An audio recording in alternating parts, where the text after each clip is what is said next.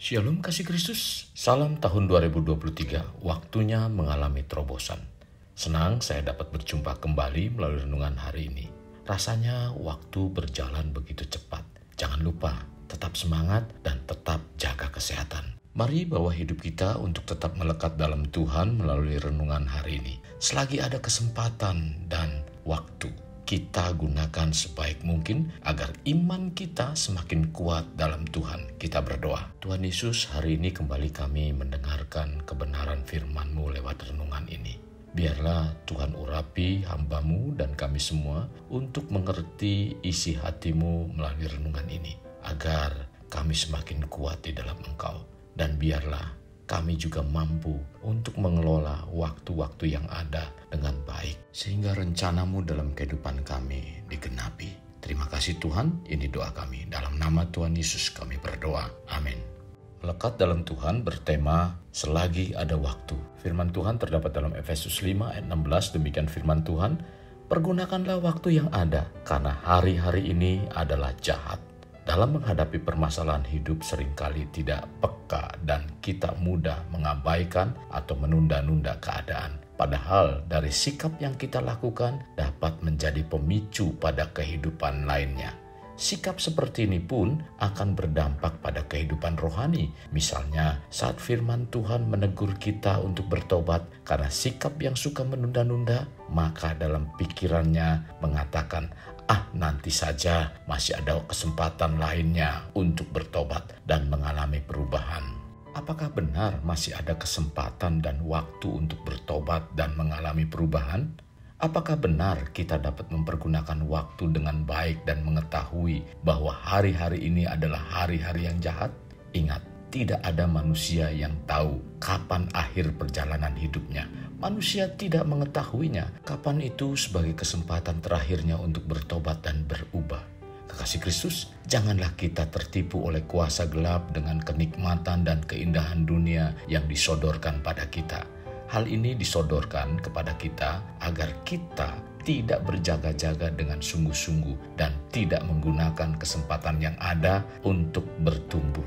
Mari selagi ada waktu kita gunakan waktu yang ada dengan sebaik-baiknya, dan kita juga sebagai orang Kristen harus dapat mendisiplin diri kita menjadi pribadi seperti yang dikehendaki Tuhan.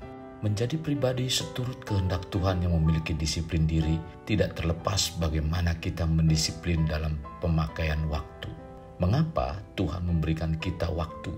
Waktu diberikan agar kita dapat mengetahui batas-batas tentang apa yang kita kerjakan dan lakukan.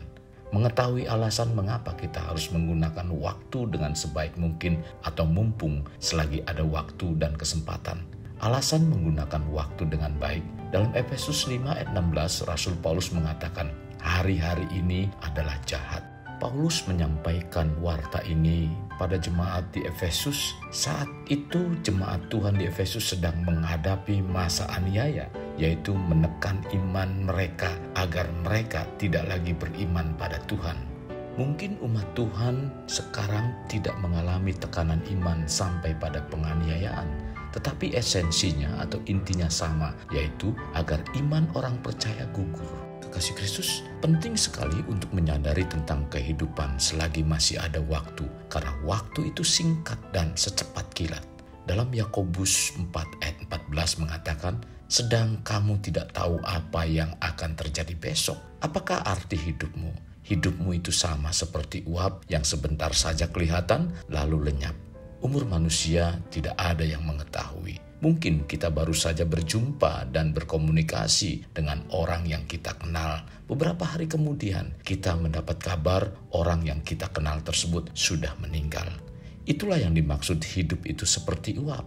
Kapan perginya tidak diketahui. Mungkin kita masih memiliki keinginan hidup berpuluh-puluh tahun lagi, tetapi pada kenyataannya hidup di dunia itu singkat.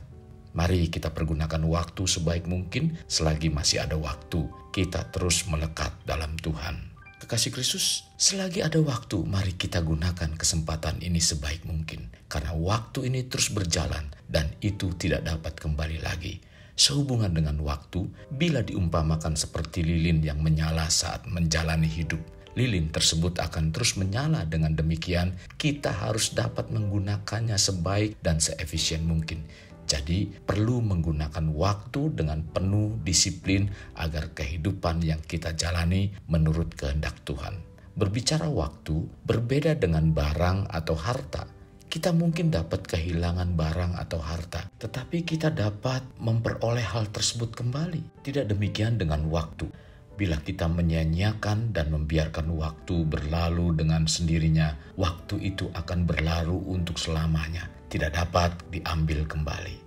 Sekarang, mari kita harus dapat memanfaatkan waktu yang sisa ini, dan mumpung selagi masih ada waktu, lupakan kejadian-kejadian yang buruk di masa lalu. Sekarang, kejarlah tujuan hidup kekal. Filipi 3 ayat 13 sampai dengan 14.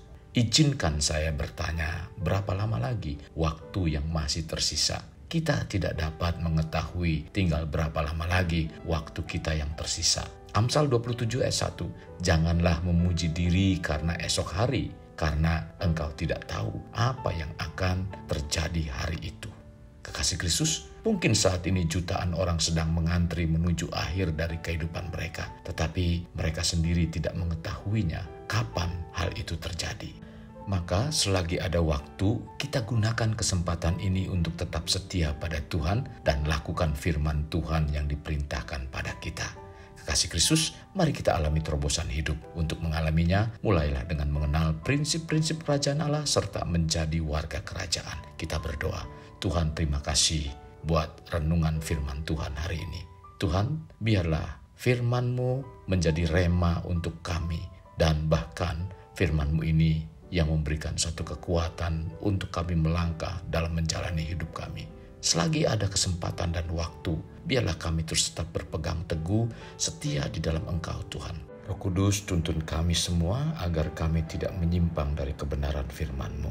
Dan biarlah hari demi hari kami membawa kehidupan kami, memberikan satu buah-buah yang manis untuk hormat kemuliaan nama-Mu. Ini doa kami dalam nama Tuhan Yesus. Amin. Kasih Kristus, mari kita akhiri dengan mengedahkan kedua tangan kita. Terimalah anugerah berkat dari Allah Bapa, kasih sayang daripada Yesus Kristus, dan persekutuan dengan Roh Kudus yang mencurahkan berkat secara rohani, berkat secara jasmani, dan berkat secara ekonomi, di mana berkat Abraham, berkat Ishak, berkat Yakub dicurahkan dan dilimpahkan dari saat sekarang sampai Maranatha tiba, dalam nama Tuhan Yesus. Amin. Sampai jumpa di renungan berikutnya. Tuhan Yesus memberkati. Jangan lupa like, share, dan subscribe.